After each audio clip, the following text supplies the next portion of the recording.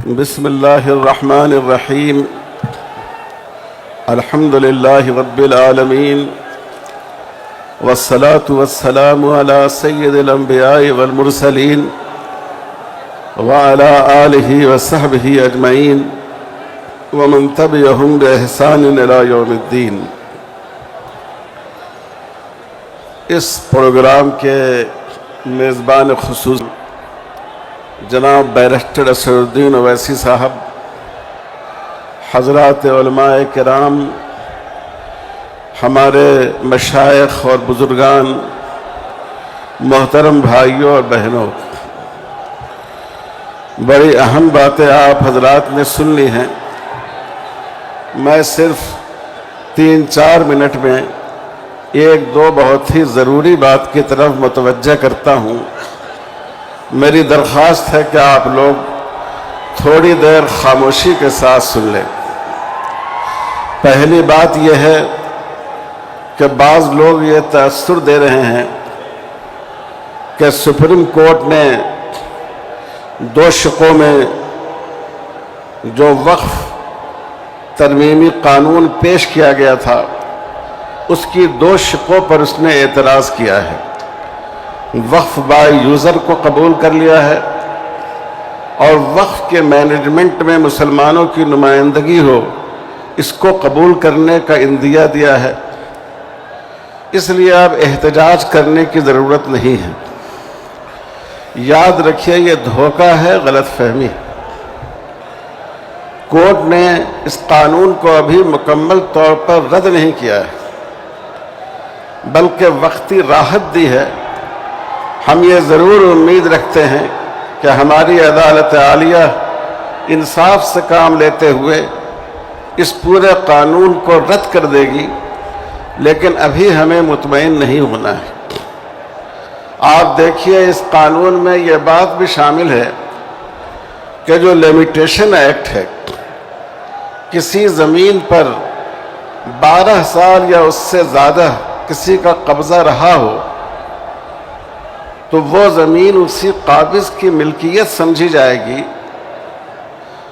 وقف کو اس سے مستثنی کیا گیا ہے اور جو دوسری سرکاری دھارمک سنستھائیں ہیں، مذہبی املاک ہیں، ان کو بھی اس سے مستثنی کیا گیا ہے کہ اگر اس مدت سے طویل قبضہ ہو تب بھی وہ ناجائز ہی قبضہ سمجھا جائے گا. یہ 2013 کے قانون میں بھی اور اس سے پہلے عدالتوں کے فیصلے بھی موجود ہیں کہ لمیٹیشن ایکٹ سے وقف مستثنی ہوگا. اس قانون میں اس استثناء کو ختم کر دیا گیا ہے. اس کا مطلب یہ ہے کہ اوقاف پر جو طویل مدت سے ناجائز قبضے ہیں، 50 سال سے 25 سال سے، جو قابضین ہیں ان کو اس کا مالک سمجھ لیا جائے گا. آپ سوچئے کہ یہ کتنا خطرناک قانون ہے. ملک بھر میں کتنے ہی اوقاف پر ناجائز قبضے ہیں، طویل مدت سے قبضے ہیں، اور بہت سی جگہ وہ لوگ کہ جن کی حکومت بہت پذیرائی کرتی ہے، جو اس ملک کے بڑے سرمایہ دار اور بزنس مین ہیں، انہوں نے وقف کی زمین پر اپنے ہوٹل اور اپنی عمارتیں بنا رکھی ہیں. اگر اس میں تبدیلی نہیں کی جائے تو ان ساری چیزوں پر ان کا قبضہ مان لیا جائے گا. تو آپ اندازہ کیجئے کہ اس سے ہمارے اوقاف کو کتنا نقصان پہنچے گا. وقف کے اس قانون میں یہ بات بھی شامل کر دی گئی کہ جو چیزیں آثار قدیمہ کے تحت آئیں گی وہ وقف کی ملکیت باقی نہیں رہے گی. آپ سوچئے ہماری مکہ مسجد ہے، 300 سال پرانی. اگر گورنمنٹ اس کو آثار قدیمہ میں ڈکلیئر کر دے تو کل ہو کر حکومت یہ کہہ سکتی ہے کہ یہ وقف کی پراپرٹی نہیں ہے، ملکیت نہیں ہے. آپ اس میں نماز نہیں پڑھ سکتے. صرف آپ اس کو دیکھنے کے لیے ایک ٹورسٹ کے طور پر آ سکتے ہیں. تو غور کیجئے کہ یہ کتنا خطرناک قانون ہے.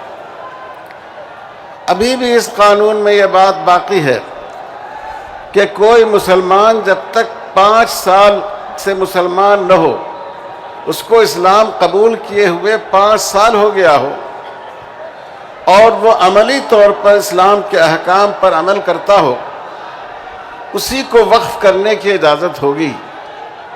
ظاہر ہے یہ بہت بڑا ظلم ہے، اور یہ لوگوں کو جو شخصی آزادی دی گئی ہے اس کے بھی خلاف ہے۔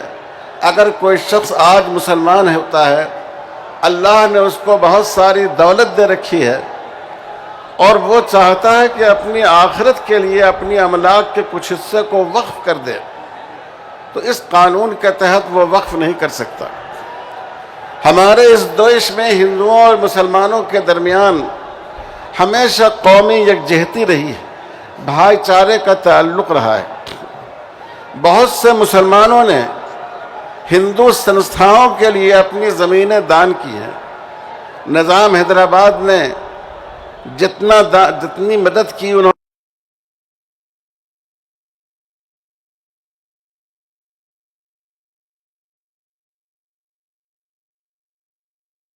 نے اپنی مسلمان رعایا کے لیے بہت سی چیزیں وقف کی ہیں، زمینیں وقف کی ہیں، مسجدیں بنوائی ہیں، مسافر خانے بنوائے ہیں۔ اس قانون کے تحت ہمارے ہندو بھائیوں اور دوستوں نے جو وقف کیا ہو وہ سب وقف کے دائرے سے باہر نکل جائے گا۔ یہ میں نے چھوٹی چھوٹی مثالیں دی ہیں، اس لیے ہرگز غلط فہمی کا شکار نہیں ہوئی ہے۔ ابھی اس قانون میں کوئی بدلاؤ نہیں آیا ہے، اور یہ ایسی چھوٹے چھوٹے بدلاؤ سے ہمارا مسئلہ حل ہونے والا نہیں ہے۔ اس لیے عزم کیجئے، ارادہ کیجئے کہ جب تک یہ پورا قانون مسترد نہیں ہو جائے ہم اپنا یہ احتجاج جاری رکھیں گے انشاءاللہ۔ احتجاج جاری رکھیں گے آپ لوگ انشاءاللہ۔ انشاءاللہ۔ دوسری بات آپ حضرات سے یہ عرض کرنی ہے، all India Muslim personal law board تمام مسلمانوں کا متفق علیہ پلیٹ فارم ہے۔ یہ امت کی وحدت اور اجتماعیت کی علامت ہے۔ آپ اس ڈائس پر دیکھیے، اس میں سنی بھی ہیں، اس میں شیعہ بھی ہیں، اس میں حنفی بھی ہیں اور اہل حدیث بھی ہیں، اس میں تبلیغی جماعت کے احباب بھی ہیں، جماعت اسلامی کے احباب بھی ہیں، اس میں ہمارے مشائخ اور مختلف درگاہوں کے قابل احترام سجادے بھی ہیں، علماء اور مفتیان بھی ہیں۔ یہ all India Muslim personal law board کی دین ہے۔ حکومت بھی چاہتی ہے اور حکومت کے کارندے بھی چاہتے ہیں کہ اس بورڈ کی قوت ٹوٹ جائے اور آپ کے دلوں سے اس کے اعتماد کو ختم کر دیا جائے۔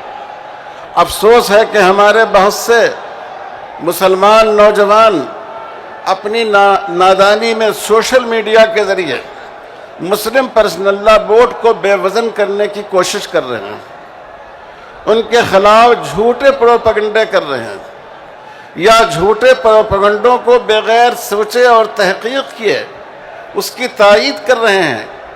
آپ اس فتنے سے باخبر رہیے، اس سے متنبہ رہیے۔ یہ آپ کی بہت بڑی طاقت ہے۔ ہماری طاقت ہتھیار نہیں ہے، ہماری طاقت 2 چیزیں ہیں، ہمارا ایمان اور ہمارا اتحاد۔ اگر ہماری یہ طاقت ٹوٹ گئی تو نہ ہم اپنی شریعت کو بچا سکیں گے، نہ اپنے عقیدے کو بچا سکیں گے، اور نہ ہم اپنے دین کی حفاظت کر سکیں گے۔ اس لیے میں خاص کر نوجوانوں سے اور جو لوگ سوشل میڈیا پر رہتے ہیں ان سے درخواست کرتا ہوں کہ خدا کے لیے مسلمانوں کے دشمنوں اور فرقہ پرست طاقتوں کی سازش کا شکار نہ ہو جائیے۔ تیسری بات بھائیو یہ عرض کرنی ہے، ہمارے اسد الدین اویسی صاحب نے پارلیمنٹ میں بہترین خطاب کیا اس موضوع پر، اور بھی بہت سے لوگوں نے، بہت سے ہمارے غیر مسلم ارکان پارلیمنٹ نے بھی بہت اچھی تقریریں کی۔ یہ تقریریں یوٹیوب پر نشر ہوئیں، مجھے بعض لوگوں نے دکھایا کہ یہ تقریریں جو موجودہ قانون وقف کے خلاف ہیں، ان پر جو مخالفین ہیں، جو فرقہ پرست ہیں، ان کے کامنٹ ہزاروں کی تعداد میں، اور جو ہمارے لوگ ہیں ان کی تائید میں ان کے کامنٹ نہ ہونے کے درجے میں۔ اسی طرح جب کوئی تقریر مسلمانوں کے خلاف، شریعت کے خلاف، مسلم پرسنل لاء کے خلاف کی جاتی ہے اور اس کو سوشل میڈیا پر ڈالا جاتا ہے، تو یہ نفرت کے سوداگر اور فرقہ پرستی کا بیج بونے والے وہ اپنے کامنٹ کے ذریعے اس کو تقویت پہنچاتے ہیں۔ دیکھنے والا سمجھتا ہے کہ یہی رائے عامہ ہے۔ میں درخواست کرتا ہوں نوجوانوں سے، اپنے پڑھے لکھے بچوں سے، کہ یہ چھوٹا سا کام ہے لیکن اس کے ذریعے آپ اپنے موقف کو تقویت پہنچا سکتے ہیں۔ جب کوئی آواز وقف کے اس ناجائز قانون کے خلاف اٹھے، آپ بڑی تعداد میں اپنی تائید کے کامنٹ اس پر دیجئے تاکہ دیکھنے والے یہ محسوس کریں کہ اس ملک میں انصاف پسند اور سنجیدہ لوگوں کی اکثریت یہ اس کو پسند نہیں کرتی۔ اور جب کوئی نفرت کا بول آئے تو آپ دلیل کے ساتھ مختصر الفاظ میں اس کی تردید کیجئے، چونکہ یہ زمانہ اسی کا ہے۔ رسول اللہ صلی اللہ علیہ وسلم نے نبوت کے بعد صفا کی پہاڑی سے اپنی نبوت کا اعلان فرمایا اور لوگوں کو توحید کی دعوت دی، چونکہ اس زمانے کا میڈیا یہی تھا۔ پورے مکہ کو اگر کوئی بات پہنچانی ہوتی تو صفا کی پہاڑی سے لوگ اس کا اعلان کرتے تھے۔ آج کا جو میڈیا ہے اور جس کے ذریعے ہم زیادہ سے زیادہ لوگوں تک اپنا پیغام پہنچا سکتے ہیں، ہمیں چاہیے کہ مثبت مقصد کے لیے، بہتر مقصد کے لیے سلیقے کے ساتھ ہم اس کا استعمال کریں اور اپنی آواز پہنچائیں۔ میں اخیر میں ان تمام حضرات کا جو یہاں تشریف لائے بے حد شکر گزار ہوں۔ یہ سارے لوگ اپنی جگہ آفتاب و ماہتاب ہیں، جن کی ملاقات کے لیے، جن کی زیارت کے لیے، جن کی ایک جھلک دیکھنے کے لیے کتنے لوگ ان کی بارگاہ میں حاضر ہوتے ہیں۔ اللہ تعالی ہم آپ سب کو جزائے خیر عطا فرمائے۔ ووٹ کی آواز پر آپ تشریف لائے۔ ہم اس اسٹیج سے خاص کر اپنے ان غیر مسلم بھائیوں کا اور ان اپوزیشن پارٹیوں کا بھی شکریہ ادا کرتے ہیں بورڈ کی طرف سے، جنہوں نے اس مسئلے میں پوری قوت کے ساتھ مسلمانوں کی تائید کی اور رات کے 3 بجے تک انہوں نے اپنی نیند خراب کی لیکن پارلیمنٹ میں موجود رہے۔ اور میں پھر ایک بار مجلس اتحاد المسلمین کا اور اس کے بلند نگاہ صدر جناب بیرسٹر اسدالدین اویسی صاحب کا شکریہ ادا کرتا ہوں کہ اس اہم جلسے کی انہوں نے میزبانی فرمائی اور اتنا بڑا پروگرام یہاں منعقد ہوا۔ اگر حکومت کے پاس آنکھیں ہوں گی اور اس کی بینائی ختم نہیں ہوئی ہوگی تو وہ اس مجمع کو دیکھ کر ضرور سمجھ سکے گی کہ مسلمان کیا چاہتا ہے اور مسلمانوں کی دل کی آواز کیا ہے۔ اللہ تعالی ہم سب پر رحم فرمائے، اس ملک میں اپنی پہچان اور شناخت کے ساتھ مسلمانوں کو زندگی گزارنے کا اور رسول اللہ صلی اللہ علیہ وسلم کے دامن نبوت کو اپنے ہاتھوں میں تھام کر جینے کا موقع عطا فرمائے۔